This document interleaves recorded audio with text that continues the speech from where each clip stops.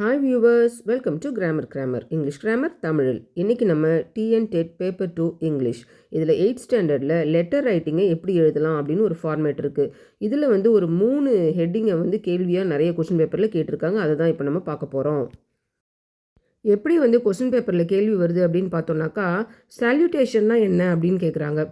சால்யூட்டேஷன் அப்படின்னாக்கா dear sir, madam இப்படியெல்லாம் போடுவோம்ல, அதுக்கு பேர் தான் சால்யூட்டேஷன் அப்படின்னு சொல்கிறோம். இன்னொரு முறை கொஸ்டின் பேப்பரில் என்ன கேட்டிருந்தாங்க அப்படின்னு பார்த்தீங்கன்னாக்கா, க்ளோசிங் பேராகிராஃப் அப்படின்னா என்னன்னு கேட்குறாங்க. க்ளோசிங் பேராகிராஃப்னாக்கா அந்த லெட்டரை நம்ம எழுதியிருப்போம், இந்த ப்ராப்ளமை சால்வ் பண்ணுங்கன்னு எழுதியிருப்போம் இல்லையா. We request you to look into the matter immediately and get the pipeline repaired.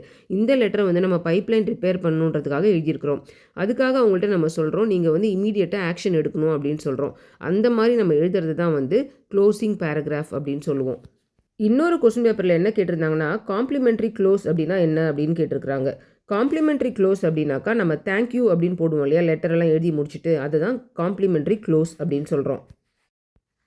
இந்த 4 இதுலேயே நிறைய தடவை கேட்டிருந்தது இந்த சப்ஸ்கிரிப்ஷன் தான்.